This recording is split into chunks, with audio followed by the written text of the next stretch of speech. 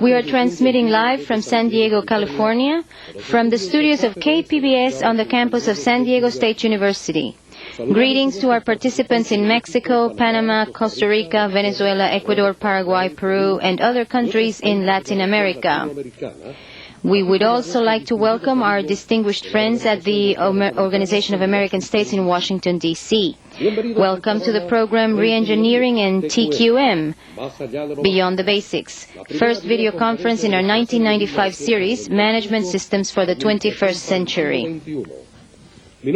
My name is Armando Osorio, and I will be your moderator for this video conference. We would like to remind the coordinators at each receive site to collect the attendance sheets for your site and to return them to the International Training Center as soon as possible. At this time, you should also return to us a list of names of participants interested in obtaining the certificate or diploma for this series of programs. This program is composed of 2 modules of approximately 20 minutes each and 2 question and answer sessions. We look forward to your live participation. Today's topic, Reengineering and TQM, is important due to the need for organizations to adapt to today's dynamic realities. There is no doubt that the most fundamental structural change in an organization interested in achieving true modernization and international competitiveness today necessarily involves its basic work processes. While today's successful organizations typically operate complicated business processes which involve many simple and boring tasks, tomorrow's successful organizations will rely on more simple processes supported by more complicated interconnected tasks. To achieve this, managers must re-engineer or drastically restructure current management systems and must adopt a number of changes and new formats of business practices and productive activity in general. This involves to a great degree reinventing your organization under new principles of individual self-reliance, risk-taking, and continuous propensity to change. This is the link to Total Quality Management, TQM, a client-oriented approach of continuous improvement based on general management principles which have already made a great impact on a large number of organizations worldwide. It is my pleasure to present to you today's guests and expert speakers, Mr. George Wolf and Mr. David Chaudron. Mr. Wolf is president of GWA, a California-based management consulting and education firm specializing in improving productivity and quality. As senior operations manager for Baxter Healthcare, Unisys, and General Motors, Mr. Wolf has gained a broad, functionally diverse business experience. Mr. Wolf has more than 10 years of international consulting experience. His GWA clients include McDonnell Douglas, Nissan, and Aramco, the latter in Saudi Arabia. Mr. Wolf is associate professor at Cal State University in Fullerton, California, and is certified by the American Production and Inventory Control Society. Welcome, Mr. Wolf. Our second expert speaker, Mr. David Chaudron, is an internationally known re-engineering instructor and consultant. His experience includes the development of training systems for organizational change, survey development, team building, management training, and system development for employee selection. He has worked with manufacturing, consulting, banking, electronics, and petrochemical firms.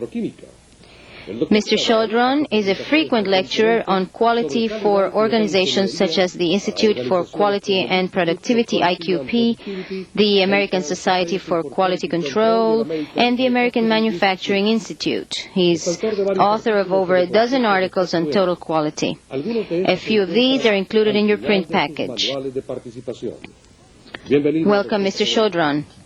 Before we begin the first module, I would like to ask you both the following question. From where does the word re-engineering come? And how is this new concept related to total quality management, or TQM?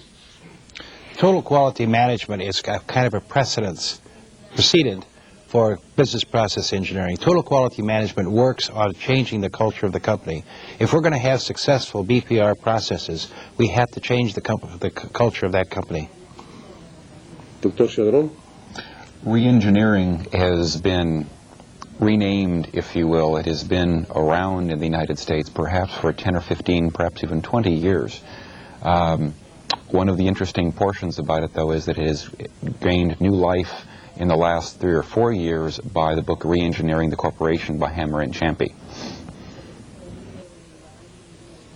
Thank you very much, Mr. Wolf and Mr. Chaudron. Very interesting comments. Let us begin now with module number 1 with Mr. Wolf's presentation, where he will explain the importance of reengineering and how this new concept complements total quality management.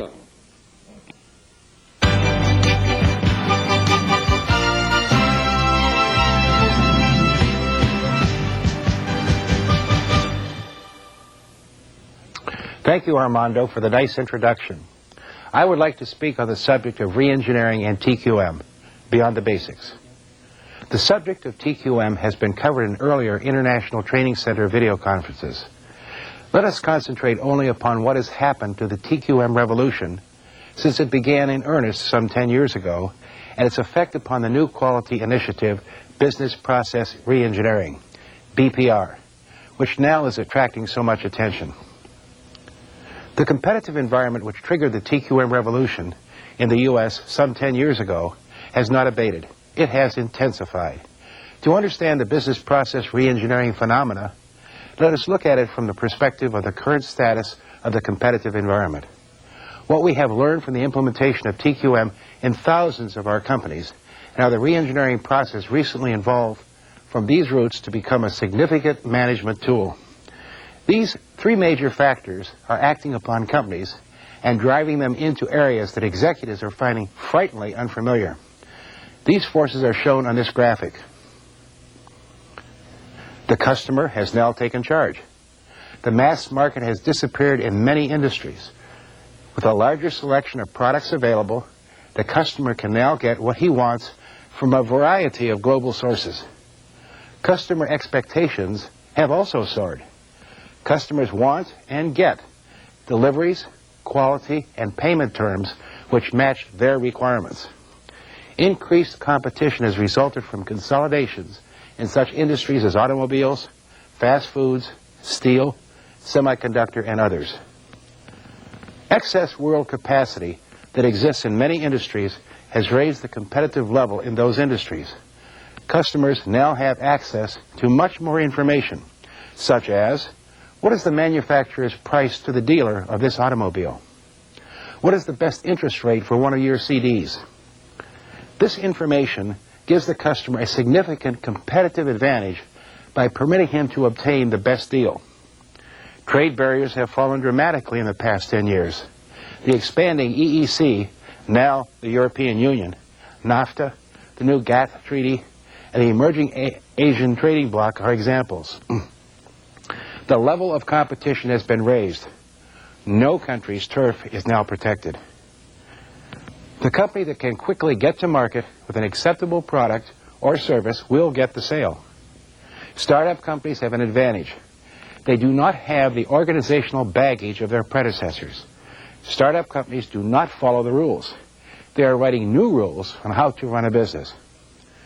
The creative use of new technologies raises customer expectations for all companies in the market. Change has now become constant. It is normality. With the reduction in tariff barriers, companies have an increased number of global competitors who will introduce product and service innovations to the market. The rapidity of change promotes new products and services. Product life cycles have diminished greatly in the past 10 years. Computers, for example, have gone from a life cycle of 3 years to less than a year. Breakthroughs in company flexibility and improved response have raised customer expectations of these attributes. Competition in the past 10 years has greatly intensified. It will continue to do so in the future. Some companies have established programs to adjust to these changes, and they are weathering the storm well. However, many companies have not. 40% of the companies in the top 100 listing in 1984 are no longer included in this listing today. Many reasons are cited for this deterioration in competitiveness: government regulations, closed markets, management deficiencies. This defensive management thinking distracts companies from making basic changes in the real work that they do. It shows the callous refusal of many senior managers to dirty their hands with the mundane details of operations. As competition has intensified, a practical solution for many companies has been to start the TQM process. They mobilize their workforce. This process was presented in depth in my TQM video presentation in January of 1994 as part of this satellite video conference program. We learned that TQM requires a total commitment by management to employ the evolving techniques of quality throughout all levels of the organization, and mobilizing all employees in continuous improvement efforts, having a common focus on customer satisfaction. We learned much as we implemented this expanding TQM body of knowledge in the difficult business environment of the past 10 years. Our workforce now understands why we must do things differently, why our performance levels must be elevated, and why we can no longer support shoddy business practices evidenced by just-in-case contingency planning. We have learned the power of a motivated workforce, the power of people. We have learned how to improve the TQM implementation process. As a result, it is now a far more effective program which provides the environment for total change so desperately needed in our companies today. TQM is a long-term process. It never ends. We must maintain a minimum of a 2-year company implementation strategy and update it quarterly. We must then update the training program by bringing it in line with updated company goals and any new quality improvement initiatives. Then we must budget for this updated plan accordingly. There are a number of pitfalls to avoid in implementing TQM. From what I have personally seen in implementing TQM at over 15 company sites, appropriate actions are required to change hostile company norms. How can you expect to get change in a company if you don't resolve this issue? We must strengthen the steering committee that does not understand its roles and responsibilities. Dysfunctional TQM steering committees can be fatal to sustained long-term improvements or actual change. We must provide sufficient time for improvement activities. If we don't, we send messages that team efforts are not important, and we will continue following the old philosophy of quantity management. In this time of cultural change, we must ensure excellent communication exists concerning the change process to all employees of the company. It is best in a time of transition to over-communicate. TQM has been with us in the U.S. for over 10 years. TQM concepts have received widespread acceptance by most managers. Some companies have achieved tremendous results with productivity improvements of 20 to 40%, improvements in quality of 30 to 90%, and reductions in response time of 90%. The benefits of improved quality of life and employee satisfaction must also be considered. Even among those companies that have implemented the TQM process, there are detractors. With thousands of hours invested in training, senior managements of some companies are getting concerned with bottom-line results, prompted by increasing competitive pressures and the desire for quick results. Ineffective implementation programs have often been a factor in their concerns. Considering the hundreds of thousands of product and service companies in the United States, much procrastination has also taken place. Many companies have not yet begun the structured TQM process. The rapidly evolving TQM body of knowledge lacks an orderliness of growth and development that an international professional society such as APEX, the American Production and Inventory Control Society, provided to the MRP, Material Requirements Planning, revolution of the 70s. APEX international meetings brought out the latest developments. APEX-sponsored critiques honed the MRP body of knowledge. The tested, proven body of knowledge was then incorporated in certificated training programs. APEX is now moving in this direction with TQM as the 37th APEX International Conference held in San Diego this fall demonstrated. With competitive pressures increasing and with questionable approaches to implementing TQM being followed, which delay results, it follows that more radical approaches would be advanced to accelerate the company improvements needed. Detractors want tangible results quickly to meet a serious competitive threat or to leapfrog the competition. The concept of business process reengineering, BPR, has evolved from this environment. It is designed to give quick bottom-line results. While BPR complements TQM, it is different in approach and timing. Both initiatives require a culture change and a company environment which accepts change. Both the TQM and the BPR initiatives are process-oriented. BPR is different in that it focuses on quick results and developing the best possible process. TQM is more oriented toward continuous improvement of existing processes. BPR is well suited to crisis situations which require dramatic improvement in the short run. BPR frequently makes use of a project management approach. It represents an important advance in the constantly expanding TQM body of knowledge. Let's look at the direction of business process reengineering as put forward by Michael Hammer and James Champy in their pioneering book, Reengineering the Corporation. The key phrases of this definition are the fundamental rethinking and radical redesign of business processes to achieve dramatic improvements.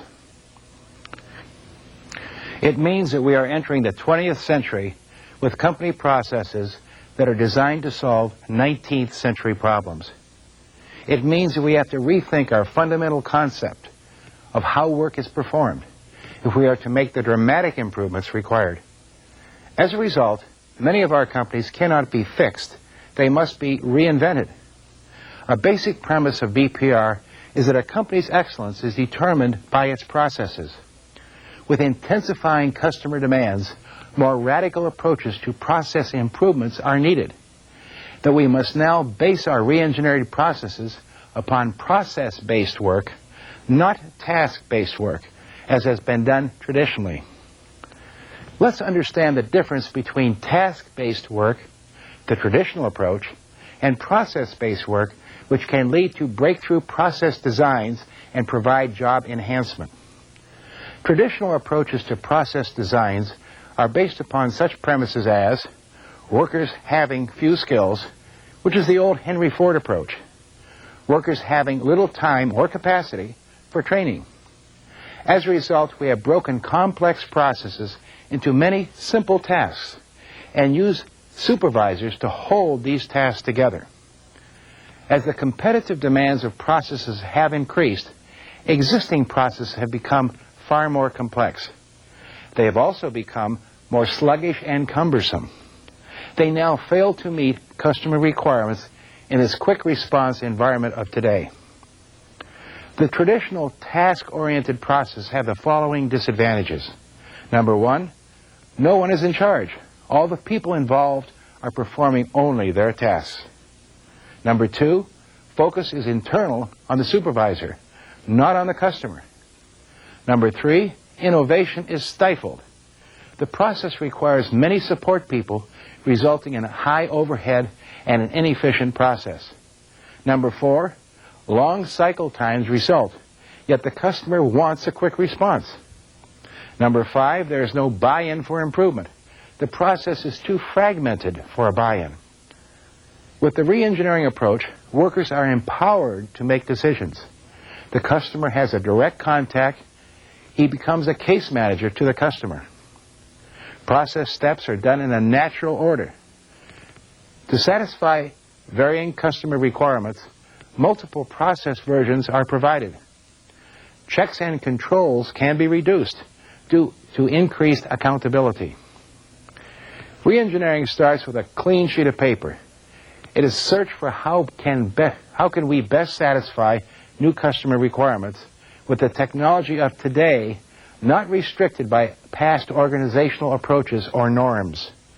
It involves new methods of how work is organized. It is not downsizing, nor is it automating. It is not the same as TQM.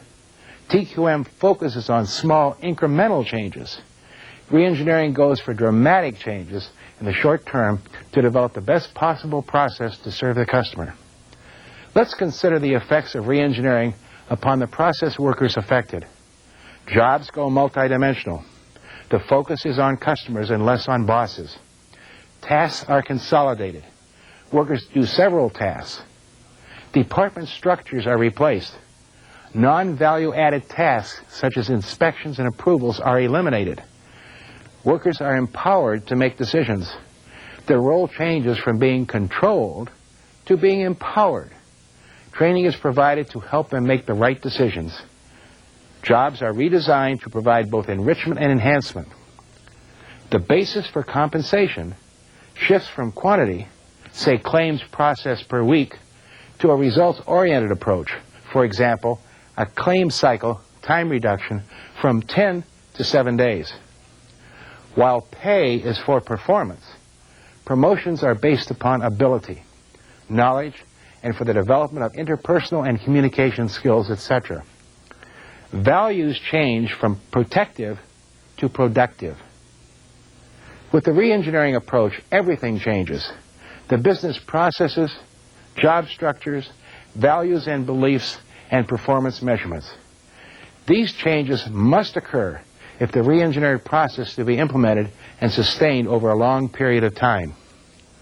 We should note that all the factors required to support these BPR culture changes are provided in the TQM body of knowledge, which includes training in teamwork, leadership, communication, systematic problem solving, etc. Let's take a look at some examples of reengineered processes. Let's start with a typical procurement system operating in a traditional fashion. In the middle loop, we see purchase orders going out to a supplier. In the top loop, the goods are shipped, received by the customer, inspected, and used. At the same time these goods are shipped by the supplier, an invoice is sent to the customer's accounts payable department. The invoice is entered into the computer system. It is then matched with the PO, the receiving inspection transactions. Once all validations are complete, as shown in the bottom loop, a payment is authorized and a check is mailed to the supplier. A Ford Motor Company reengineering team, after study, decided to change the payment point from receipts of invoices to the receipt of the material. This greatly reduced the workload in accounts payable, with the exception of a few troubled transactions. Material received was either on accord with the PO or it was returned. The computer was programmed to automatically send a check at the proper time to the supplier. Dramatic results were obtained. Faster payment was recorded with an accounts payable department of only 125 people, as compared to an accounts payable department of 500 people before reengineering. An additional improvement was made in the acquisition of truck brake parts. A single supplier was identified, and after negotiations, it was agreed to pay when the brake shoes were used. All materials were then supplied on a consignment basis. This change further simplified the purchasing and receiving procedures. It reduced inventory levels while improving cash flow. It was a win-win situation for all, with the brake supplier getting all of the company's business, and by having access to the customer's assembly schedule, the supplier was now able to run his plant more efficiently. Let's review the experiences of another company with reengineering, the Dan Rivers Apparel Fabrics Division. The Dan Rivers Fabrics Division over the years has gone from a make-to-stock manufacturer to a make-to-order manufacturer. Competition from imports, an unfavorable cost picture, and higher expectations from customers forced them to change their customer product design specification process. The reengineering team was organized by executive committee. An executive sponsor and team members were carefully selected. The project team started by flowcharting the existing process. As a result of this effort, various issues were identified. The absence of a new product specification database and ownership of this database. The absence of an engineering change procedure. A system for product testing and release was not in place. 4 sub-teams were then assigned to address these issues and to present their recommendations within a 1-month period to the project team. Once this was accomplished, consensus was reached by the project team. The report was then presented to the executive committee. Agreements were reached to implement the new process. The lengthy process of implementation was begun and continues to this day. What has Dan Rivers learned from this reengineering project? What would they do differently? Let's critique it. First, management was only peripherally involved. Reengineering needs a high-level champion obsessed with dramatic results. Number two, the large committee formed did not develop into a team.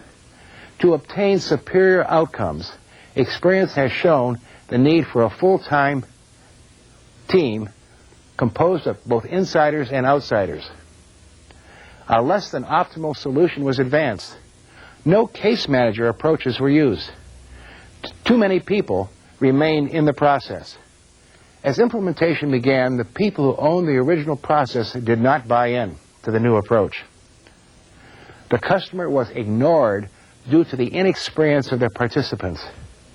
Customer views should have been the ultimate consideration. To correct these deficiencies in future reengineering efforts, Dan Rivers' team has recommended more emphasis on the following activities. Educate, educate, educate. Change traditional thinking. Become more team-oriented to help lose defensive attitudes. Start today. Don't wait for competitive pressures to develop before dramatic change is required. The importance of changing the value system of companies doing reengineering projects cannot be overemphasized. The probability of success is dramatically increased if the reengineering project is launched in a company that accepts change and whose associates are team-oriented, empowered, and focused on continuous improvement. These changes in behavior, cultural changes, occur over time as a result of strong company leadership, good communication, and on-site education programs specifically designed to address company goals and processes. After an initial investment of company needs, I have personally implemented these programs in over 15 companies in Southern California. The out-of-pocket cost to a company, depending upon size and urgency, would range from $25,000 and up. A reengineering project could be treated as a natural adjunct to this program. Costs here would be difficult to estimate and would depend upon the process selected, the capabilities of the internal staff, the benchmarking required, and the new technologies to be considered and the urgency. Let's look at the value system of the traditional task-oriented company.